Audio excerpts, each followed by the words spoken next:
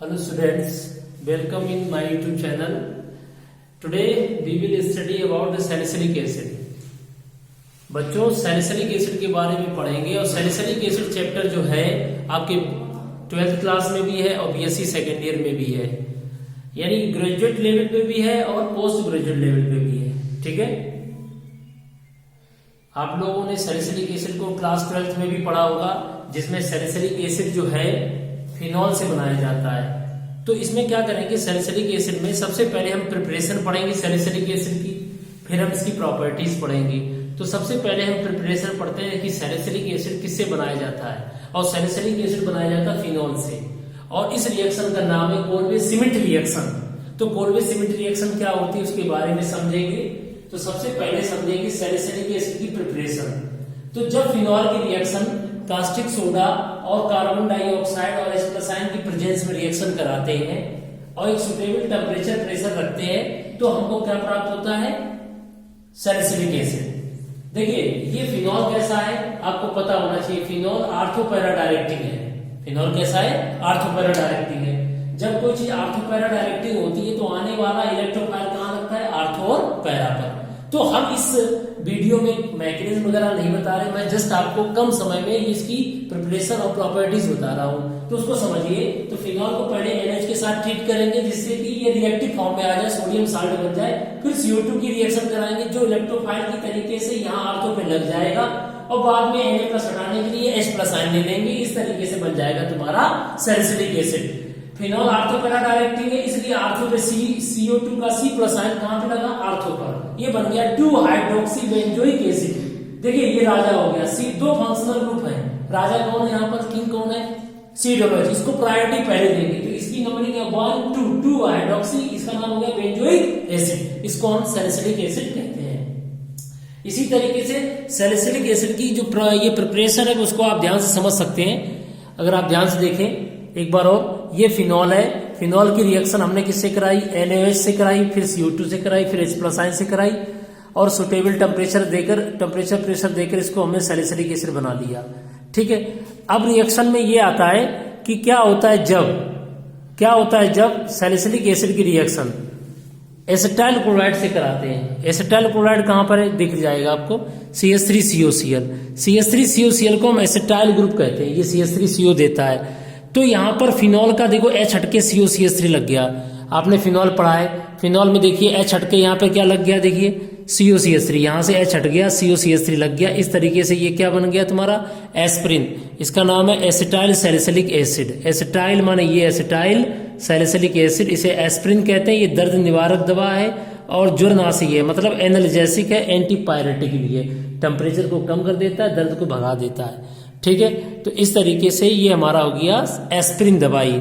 ये आपके एग्जाम में आ सकती है कि फिनॉल से एस्प्रिन बनाइए, तो पहले फिनॉल से सैलिसिलिक एसिड बनाना, और फिर सैलिसिलिक एसिड का एसिटाइलेशन करा करके हम क्या बनाएंगे, एस्प्रिन बनाएंगे।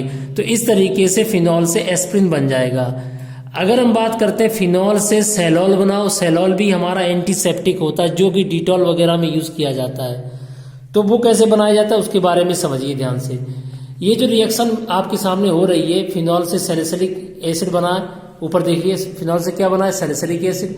अब सैलिसिलिक एसिड से बना रहे हैं, तो पहले क्या बनाया, सैलिसिलिक एसिड से एस्प्रिन बनाई। अब क्या बना रहे हैं, देखिए ये सेलॉल बना ले।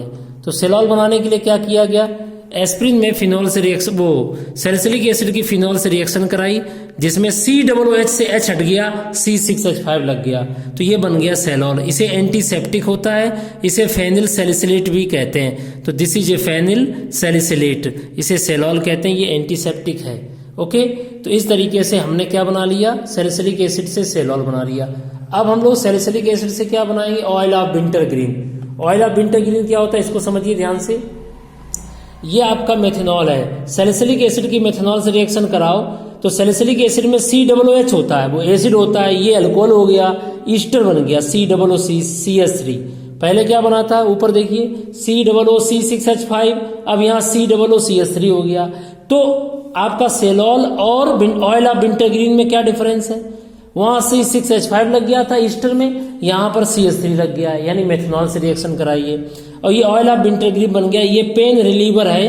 आपने देखा होगा बाम वगैरह जो दर्द निवारक बाम आते हैं, पेन किलर आते हैं, तो उसमें क्या होता है, इस तरह की चीजें मिलाई जाती हैं जिससे दर्द को कम किया जा सके। तो इसे हम ऑयल ऑफ विंटर ग्रीन कहते हैं। एक बार एग्जाम में आ चुका है, कंपटीशन में बहुत सारे कंपटीशन एग्जाम होते हैं जिसमें जनरल साइंस आती है, उनमें भी ये क्वेश्चन पूछा जाता है कि ऑयल ऑफ विंटर ग्रीन का केमिकल फार्मूला क्या है, केमिकल नेम क्या है। तो that is called methyl salicylate. क्या कहते हैं उसे हम? मिथाइल सैलिसिलेट कहते हैं। ये प्लीज इसको याद कर लीजिएगा। अगर बच्चों आपसे पूछा जाए कि फिनॉल में केमिकल प्रॉपर्टीज में ये बताइए, इसकी केमिकल प्रॉपर्टी और इसकी बताइए, इसमें COOH है तो इसमें केमिकल प्रॉपर्टी दोनों से होगी। अगर हम सोडियम कार्बोनेट से रिएक्शन करा रहे हैं बच्चों, तो सोडियम कार्बोनेट से रिएक्शन कराने पर COOH का H+ आयन हट जाएगा, Na+ लग जाएगा, ये बन जाएगा सोडियम सैलिसिलेट। अगर हम कास्टिक सोडा से रिएक्शन करा दें सैलिसिलिक एसिड की, तो ये ज्यादा बेसिक होता है, तो इसलिए दोनों H हट जाएंगे, क्योंकि ये एसिडिक है। फिनॉल तो एसिडिक रेजोनेंस की वजह से होता है, तो यहाँ पर दोनों H+ आयन हट जाएंगे अब, और बन जाएगा डाई सोडियम सैलिसिलेट। अगर हम सैलिसिलिक एसिड की रिएक्शन सोडा लाइम से कराएं बच्चों, तो सोडा लाइम में पता क्या होता है? डीकार्बोक्सिलेशन। ये CO2 गायब हो जाएगा, तो डीकार्बोक्सिलेशन हो जाएगा और बन जाएगा, जब CO2 हट जाएगा तो क्या बन जाएगा आपका? फिनॉल बन जाएगा। तो सोडा लाइम की रिएक्शन कराने पर COOH हट जाता है, H लग जाता है। इस तरीके से जिंक डस्ट से कराइए। अगर हम सैलिसिलिक एसिड की रिएक्शन जिंक डस्ट से कराएंगे तो आपको बता दें, जैसे CO2 गायब होता है वैसे ही देखिए आपका इसमें जिंक डस्ट रिएक्शन कराने पर यहाँ पर ये O हट जाएगा, और एक तरह से OH हटने के बाद में क्या लग जाएगा? देखिए ध्यान से नीचे देखिए, COOH बेंजोइक एसिड बन गया। क्या बन गया? Benzoic acid. तो ये आपकी बहुत ही इंपॉर्टेंट रिएक्शन थी। पहली सोडियम कार्बोनेट से रिएक्शन, फिर उसके बाद में NH से रिएक्शन, फिर इसके बाद में सोडा लाइम से, फिर जिंक डस्ट से। इसमें फिनॉल की OH से होने वाली रिएक्शन और COOH से होने वाली रिएक्शन, दोनों प्रकार की रिएक्शन की केमिकल प्रॉपर्टीज हो गई। अब आती है मेन फेमस रिएक्शन जो कि हर एक एरोमेटिक कंपाउंड में होती है बेंजीन से रिलेटेड, इलेक्ट्रोफिलिक सब्स्टिट्यूशन रिएक्शन। आपने पढ़ा होगा, इसमें इलेक्ट्रोफाइल आता है और H+ आयन जाता है बेंजीन रिंग से। आपको बच्चों बता दें, फिनॉल ये सैलिसिलिक एसिड में फिनॉल जो ये OH है ये आर्थो पैरा डायरेक्टिंग होता है और COOH मेटा डायरेक्टिंग होता है।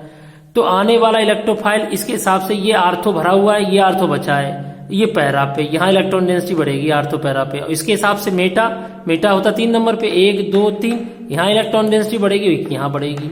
तो जनरली क्या होता है, जब हम सल्फोनेशन कराते हैं, पहली रिएक्शन है सल्फोनेशन।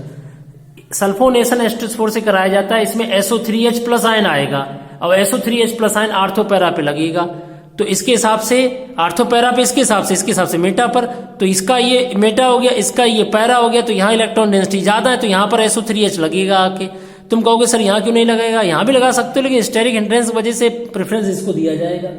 तो इस तरीके से पहली बार सल्फोनेशन कराएंगे तो SO3H लग गया आपका, इसका नाम हो गया 2-हाइड्रोक्सी-5-सल्फो-बेंजोइक एसिड। अब बात करते हैं नाइट्रेशन की। बच्चों जब नाइट्रेशन कराते हैं तो ये आपका डिकम्पोज हो जाता है, COOH ये हट जाएगा, क्या बचेगा बेटा? फिनॉल बचेगा, फिर केवल salicylic acid convert into phenol. ठीक है, जब नाइट्रेशन कराएंगे तो यहाँ पर फिनॉल आर्थो पैरा डायरेक्टिंग है, तो आने वाला NO2+ नाइट्रिक एसिड और H2SO4 का मतलब नाइट्रेशन करा रहे हैं, तो NO2+ इलेक्ट्रोफाइल तुम्हारा 2,4,6 पे लग जाएगा, 2,4,6 ट्राई नाइट्रोफिनॉल, जिसे पिक्रिक एसिड कहते हैं, एक विस्फोटक होता है। इसी तरीके से ब्रोमिनेशन कराएंगे बच्चों, तो ब्रोमिनेशन कराएंगे तो सेम चीज इसमें भी हो जाएगी, डिकम्पोजिशन ऑफ COOH, और ब्रोमीन कहाँ लग जाएगा? Br+। देखिए 2,4,6 ट्राई नाइट्रो की जगह पे ट्राई ब्रोमो फिनॉल बन गया है। इस तरीके से ब्रोमिनेशन और नाइट्रेशन कराते समय COOH का डिकम्पोजिशन हो जाता है और फिर फिनॉल बन जाता है। फिनॉल के हिसाब से NO2+ और Br+ आपके 2,4,6 पर ट्राई नाइट्रो या ट्राई ब्रोमोफिनॉल बनाएंगे। ठीक है, ये इलेक्ट्रोफिलिक सब्स्टिट्यूशन रिएक्शन हो गई है। तो बच्चों आज का हमारा टॉपिक क्या था, एक बार हम रिवाइज करा देते हैं। पहले सैलिसिलिक एसिड पढ़ाया, सैलिसिलिक एसिड में हमने प्रिपरेशन बताई कोल्वे-सिमिट रिएक्शन से, फिर कोल्वे-सिमिट रिएक्शन की हमने क्या पढ़ाने के बाद में फिर हमने सैलिसिलिक एसिड की केमिकल प्रॉपर्टीज बताई। पहले बनाया एस्प्रिन, फिर बनाया सेलॉल और फिर बनाया oil of winter green. Okay, next में हमने क्या किया, हमने सिद्ध करो कि इसमें COOH है, तो हमने Na2CO3 से रिएक्शन कराई तो Na+ लग गया, साल्ट बन गया। फिर NH से कराई तो इसमें फिनॉल भी एसिडिक होता है, OH COOH भी, दोनों जगह पर H+ आयन हट के Na+ आ गया। फिर हमने रिएक्शन सोडा लाइम से कराई जिससे प्रूफ होता है कि इसमें COOH है। अब सिद्ध करो इसमें OH है, तो उसकी रिएक्शन हमने किससे कराई, जिंक डस्ट से, तो वह छट गया, बन गया सैलिसिलिक एसिड। लास्ट में हमने बताया इलेक्ट्रोफिलिक सब्स्टिट्यूशन रिएक्शन, उसमें हमने आपकी सल्फोनेशन, नाइट्रेशन और ब्रोमिनेशन बताए। इसमें खास बात याद रखना है कि नाइट्रेशन और ब्रोमिनेशन के दौरान इसमें COOH डिकम्पोज हो जाता है और उसकी जगह पर फिनॉल बन जाता है। फिनॉल बनने से आर्थो पैरा डायरेक्टिंग रिएक्शन होगी 2,4,6 पर। ठीक है, तो आज का हमारा टॉपिक कैसा लगा बच्चों, कमेंट्स करना मत भूलना। Thank you very much.